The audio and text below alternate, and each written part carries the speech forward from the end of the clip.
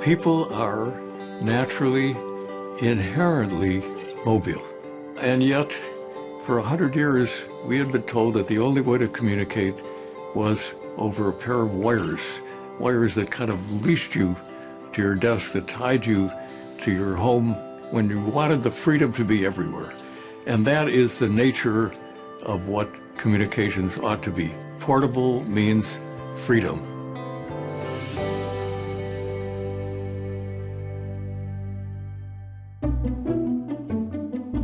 In the late 1960s, I was at Motorola, but at that time, if you wanted a phone, the only way to get it was from AT&T in most places, and they wouldn't even sell it to you. You'd have to rent it from them. And they invented a concept called cellular telephony. They announced that they were going to set people free. They were going to cut the wire. And the second thing that they said is, this service is going to be car telephones.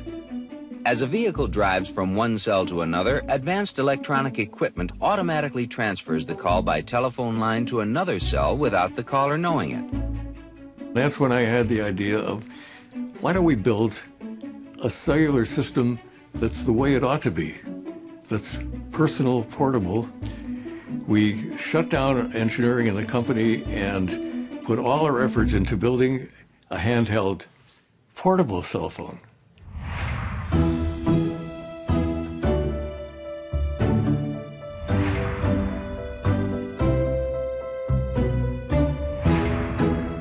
On April 3rd, 1973, we actually demonstrated the system in New York. We had a press conference scheduled for the afternoon, but we had been approached by a journalist, and I decided, well, why don't we give him a real demonstration? A real demonstration would be walking down the street, and that's exactly what we did. I wanted to really put a dazzling demonstration on for this journalist. I took a chance and called Joel Engel. Dr. Engel was running the AT&T program. And I said, hi, Joel, it's Marty Cooper. Hi, Marty, he says. I'm calling you from a cell phone, but a real cell phone, a personal, handheld, portable cell phone. There was silence at the other end of the line. To this day, Joel doesn't remember that call, and I'm not sure I blame him. This is an exact model of the very first cell phone. There were only two phones in existence at that time. The biggest issue in that first call, we didn't know it was going to be historic in any way at all. We were only worried about one thing. Is the phone going to work when we turn it on? Fortunately, it did.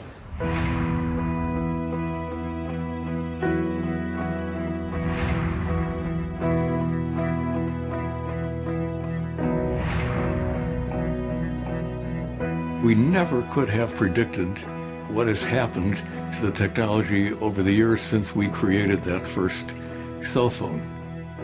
Now, the modern smartphone is a technological marvel. It really is incredible, all the stuff that is squeezed into that cell phone.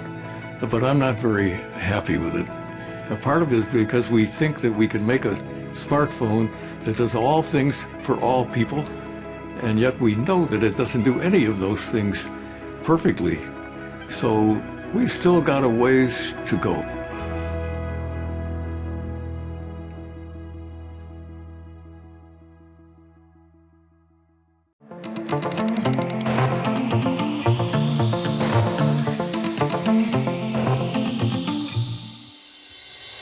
Before cell phones, there were car phones.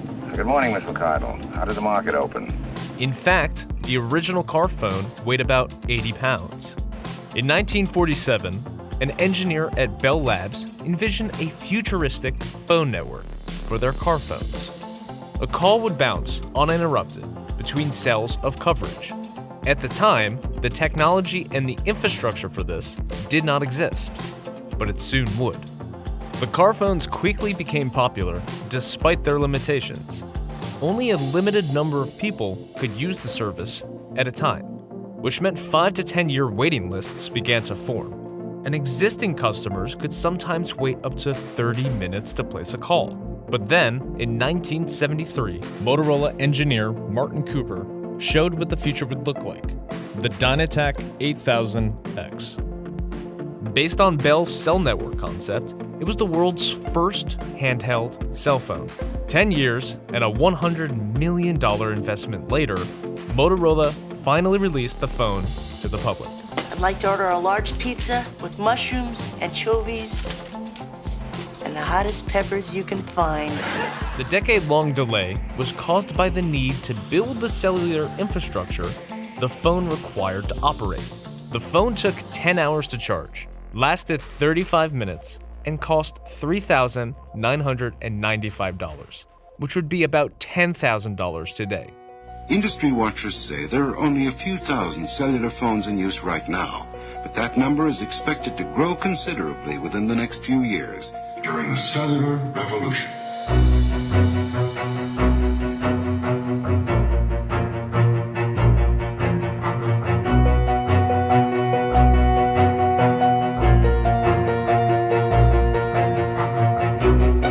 Ahead of its time, the IBM Simon could be considered the world's first smartphone, the world's first touchscreen phone, and the first phone to have software apps. It cost around $1,099 new, which would be around $1,800 today.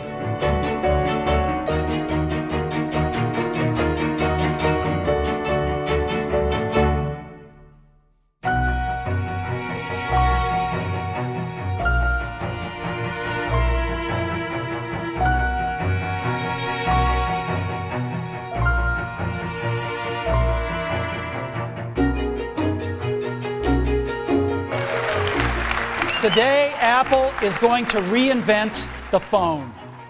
But what we're going to do is get rid of all these buttons and just make a giant screen. A giant screen. Just 1 month after one of the most popular BlackBerry devices was released, the original iPhone hit shelves nationwide. It would go on to sell more than 6 million units, with new models introduced every year. The iPhone would forever change mobile phones, the computer industry, and technology forever.